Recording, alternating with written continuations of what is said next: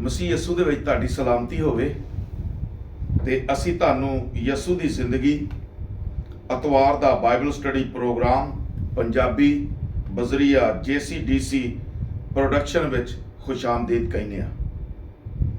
ਤੇ ਸਾਡੀ ਪਿਛਲੀ ਵੀਡੀਓ ਦੇ ਵਿੱਚ ਤੁਸੀਂ ਵੇਖਿਆ ਸੀ ਕਿ ਅਸਾਂ ਖਜੂਰਾਂ ਵਾਲੇ ਐਤਵਾਰ ਦੇ ਮੁਤਲਕ ਗੱਲ ਕੀਤੀ ਸੀ ਤੇ ਇਹ ਵੀ ਦੱਸਿਆ ਸੀ ਕਿ ਖਜੂਰਾਂ ਵਾਲੇ ਐਤਵਾਰ ਜਿਹਨੂੰ ਅੰਗਰੇਜ਼ੀ 'ਚ ਅਸੀਂ ਪਾਮ ਸੰਡੇ ਕਹਿੰਦੇ ਆ, ਉਸ ਦਿਨ ਕੀ ਖਾਸ ਕੰਮ ਹੋਇਆ ਸੀ। ਮੈਂ ਦੱਸਣਾ ਇਹ ਚਾਹਨਾ ਵਾਂ ਉਹਦਾ ਥੋੜਾ ਜਿਹਾ ਹਿੱਸਾ ਕਿ ਈਦੇ ਫਸਾ ਲਾਗੇ ਸੀ, ਜਿਹਨੂੰ ਈਦੇ ਫਤੀਰ ਵੀ ਕਿਹਾ ਜਾਂਦਾ ਹੈ। ਤੇ ਲੋਕਾਂ ਨੇ ਸੁਣਿਆ ਹੋਇਆ ਸੀ ਕਿ ਲਾਜ਼ਰ 4 ਦਿਨ ਦੇ ਮੁਰਦਾ ਨੂੰ ਯਸੂ ਨੇ ਜ਼ਿੰਦਾ ਕੀਤਾ ਹੈ ਤੇ ਲੋਕ ਜਿਹੜੇ ਬਾਹਰੋਂ ਆਏ ਸਨ ਉਹ ਯਸੂ ਨੂੰ ਵੇਖਣਾ ਚਾਹੁੰਦੇ ਸਨ ਤੇ ਲਾਜ਼ਰ ਨੂੰ ਵੀ ਵੇਖਣਾ ਚਾਹੁੰਦੇ ਸਨ। ਤੇ ਇਹੀ ਵਜ੍ਹਾ ਨਾਲ ਉਹਨਾਂ ਜਦੋਂ ਵੇਖਿਆ ਯਸੂ ਨੂੰ ਤੇ ਯਸੂ ਨੂੰ ਬੜੇ ਵੱਡੇ ਇਸਤਕਬਾਲ ਦੇ ਨਾਲ ਯਰੂਸ਼ਲਮ ਸ਼ਹਿਰ ਦੇ ਵਿੱਚ ਲੈ ਕੇ ਆਉਣ ਲੱਗੇ ਨੇ। ਤੇ ਮੈਂ ਇਹ ਵੀ ਸਮਝਦਾ ਵਾਂ ਕਿ ਯਹੂਦੀ ਲੋਕ ਜਿਹੜੇ ਯਰੂਸ਼ਲਮ ਦੇ ਰਹਿਣ ਵਾਲੇ ਸਨ ਉਹ ਘੱਟ ਸਨ ਤੇ ਜਿਹੜੇ ਬਾਹਰੋਂ ਆਏ ਸਨ ਨਾ ਈਦ ਮਨਾਉਣ ਲਈ ਉਹ ਜ਼ਿਆਦਾ ਸਨ। ਬਹਰਹਾਲ ਮੈਂ ਪਿਛਲੀ ਵੀਡੀਓ 'ਚ ਦੱਸਿਆ ਸੀ ਕਿ ਉਹਨਾਂ ਨੇ ਯਸੂ ਮਸੀਹ ਦਾ ਇਸਤਕਬਾਲ ਬੜੇ ਜੋਸ਼ ਤੇ ਤਰੀਕੇ ਨਾਲ ਕੀਤਾ, ਖੁਸ਼ ਹੋਇਆ ਕੀਤਾ ਤੇ ਕਹਿੰਦੇ ਨੇ ਕਿ ਹੋਸ਼ਨਾ ਹੋਸ਼ਨਾ ਮੁਬਾਰਕ। ਤੇ ਉਹਨਾਂ ਨੇ ਯਸੂ ਮਸੀਹ ਨੂੰ ਬਤੌਰ ਬਾਦਸ਼ਾਹ ਕਬੂਲ ਕੀਤਾ ਤੇ ਨਾਰੇ ਮਾਰਦੇ ਹੋਏ ਸ਼ਹਿਰ 'ਚ ਲੈ ਕੇ ਗਏ। ਤੇ ਜਦੋਂ ਨਾਰੇ ਮਾਰਦੇ ਸਨ ਨਾ ਤੇ ਖੁਸ਼ੀ ਕਰਦੇ ਹਨ ਤੇ ਸਰਦਾਰ ਜਿਹੜੇ ਕਾਹਨ ਸਨ ਨਾ ਤੇ ਫਕੀ ਫਰੀਸੀ ਸਨ ਉਹ ਬੜਾ ਸੜਦੇ ਸਨ, ਬੜੀ ਜੈਲਸੀ ਹੁੰਦੇ ਹਨ। ਇੰਨਾ ਸੜਦੇ ਹਨ ਕਿ ਉਹਨਾਂ ਨੂੰ ਉਨੀ ਉਹਨਾਂ ਦੇ ਦਿਲ ਦੇ ਵਿੱਚ ਨਫ਼ਰਤ ਆਉਣ ਡਈ ਸੀ ਕਿ ਅਸੀਂ ਯਸੂ ਨੂੰ ਕਿਵੇਂ ਵੀ ਹੋਵੇ ਮਾਰ ਦਈਏ ਤਾਂ ਕਿ ਜਾਨ ਛੁੱਟੇ।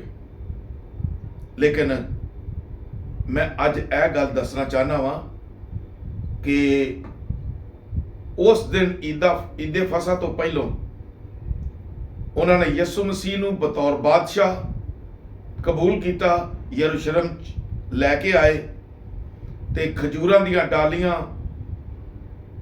ਟਹਿਣੀਆਂ ਯਾਨੀ ਉਹ ਥੱਲੇ ਵੀ ਵਿਛਾਈਆਂ, ਹਵਾ ਚ ਲਹਿਰਾਉਂਦੇ ਨਾਰੇ ਮਾਰਦੇ ਲੈ ਕੇ ਆਏ।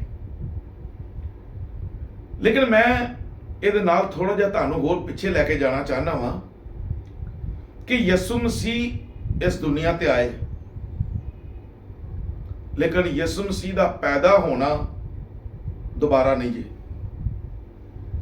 ਯਸੂ ਮਸੀਹ ਦਾ ਸਲੀਬ ਦਿੱਤਾ ਜਾਣਾ ਦੁਬਾਰਾ ਨਹੀਂ ਜੀ। ਯਸੂ ਮਸੀਹ ਦਾ ਮਰ ਕੇ ਜ਼ਿੰਦਾ ਹੋਣਾ ਦੁਬਾਰਾ ਨਹੀਂ ਜੀ। ਅਗਰ ਸਾਰੇ ਤਿਉਹਾਰਾਂ ਦਾ ਆਪਣਾ ਆਪਣਾ ਇੱਕ ਖਾਸ ਮਕਾਮ ਹੈ ਤੇ ਮੈਂ ਪਿਛਲੀ ਵੀਡੀਓ 'ਚ ਦੱਸਿਆ ਸੀ ਕਿ ਖਜੂਰਾਂ ਵਾਲੇ ਐਤਵਾਰ ਦਾ ਵੀ ਖਾਸ ਮਕਾਮ ਹੈ। ਲੇਕਿਨ ਇਹ ਦਿਨ ਦੁਬਾਰਾ ਆਉਣਾ ਜੀ,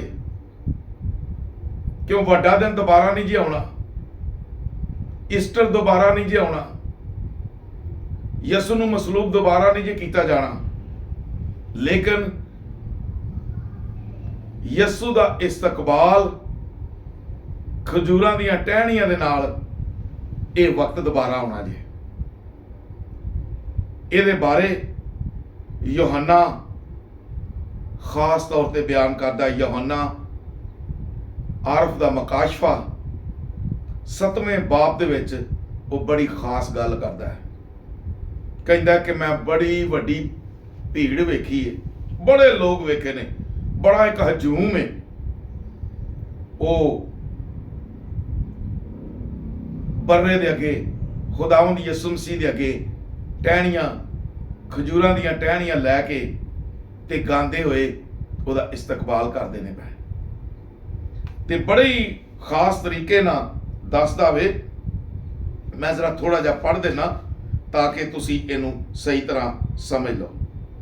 ਲਿਖਿਆ ਹੈ ਉਹਨਾਂ ਗੱਲਾਂ ਦੇ ਪਿੱਛੋਂ ਮੈਂ ਧਿਆਨ ਕੀਤਾ ਤੇ ਕੀ ਵੇਖਣਾ ਆ ਭਈ ਹਰ ਇੱਕ ਕੌਮ ਤੇ ਘਰਾਣੇ ਤੇ ਉਮਤ ਤੇ ਅਹਿਲੇ ਜ਼ਬਾਨ ਦੀ ਇੱਕ ਐਡੀ ਵੱਡੀ ਭੀੜ ਜਿਹਨੂੰ ਕੋਈ ਗਿਣ ਨਹੀਂ ਸਕਦਾ ਜੇ, ਚਿੱਟੇ ਕੱਪੜੇ ਪਾ ਕੇ ਤੇ ਖਜੂਰਾਂ ਦੀਆਂ ਟਹਿਣੀਆਂ ਆਪਣੇ ਹੱਥਾਂ ਵਿੱਚ ਲੈ ਕੇ ਤਖਤ ਤੇ ਲੇਲੇ ਦੇ ਅੱਗੇ ਖਲੋਤੀ ਹੈ ਤੇ ਉੱਚੀ ਉੱਚੀ ਚੀਖ ਚੀਖ ਕੇ ਆਖਦੀ ਏ ਭਈ ਨਜਾਤ ਸਾਡੇ ਖੁਦਾ ਵੱਲੋਂ ਹੈ, ਜਿਹੜਾ ਤਖਤ ਉੱਤੇ ਬੈਠਾ ਏ ਤੇ ਲੇਲੇ ਵੱਲੋਂ ਏ।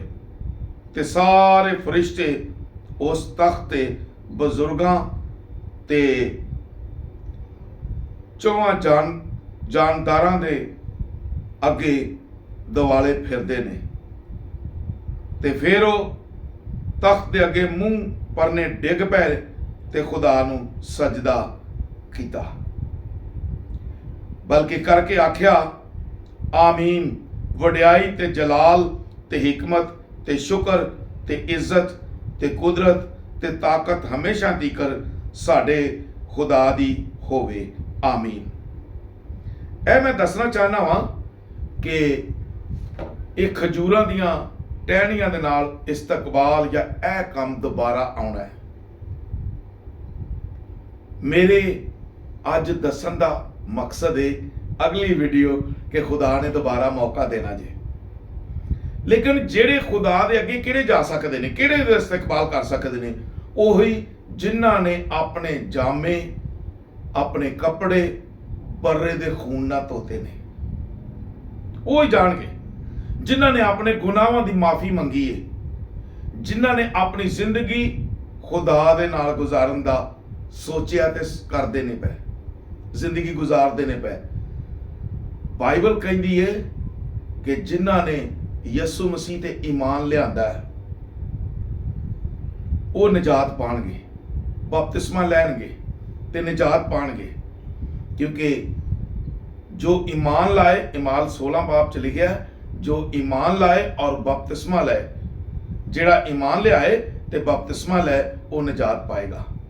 ते जेड़ा यसु मसीह ते ईमान लियाउंदा वे ते बपतिस्मा लै लैंदा है ते यसु नूं अपने दिल च वसा लैंदा है, दिन राती उहदा ध्यान यसु वाल ही हुंदा है, वो यसु नाल ही गल्लां करदा है ते फिर ओनू पोशाक ओनू कपड़े भी चिट्टे मिल जाते जे ते ये चिट्टियां कपड़ियां दी हिफाजत भी करनी जरूरी जे ते उस भीड़ दे विच वो चिट्टे कपड़ियां वाले ही शामिल होणगे जिहड़े खुदावंद दे तख्त दे अगे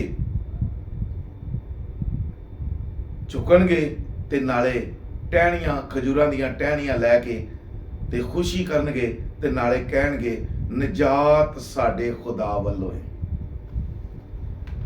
ते ये गल सही जे यसू तो बगैर कोई नहीं जे निजात दे सकता। इसलिए मैं तुहानू सारियां नू यह गल दसना चाहना कि अपने गुनाहों तो तौबा करके यसू नू कबूल कर लो।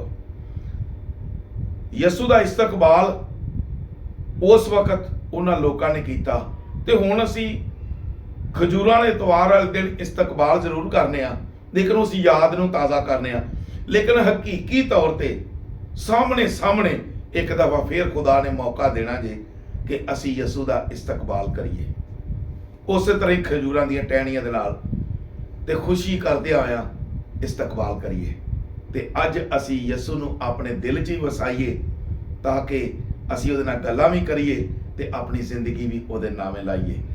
मैं ईमान रखना कि तुसी तौबा करोगे, बपतिस्मा लओगे ते खुदा दी मर्जी ते चलोगे, उहदे हुक्मां ते चलोगे ते तुहानू फिर चिट्टे कपड़े भी मिल जाणगे ते जदों चिट्टे कपड़े तुहाडे कोल होणगे ते फिर तुसी यसू दा इस्तकबाल कर सकदे हो।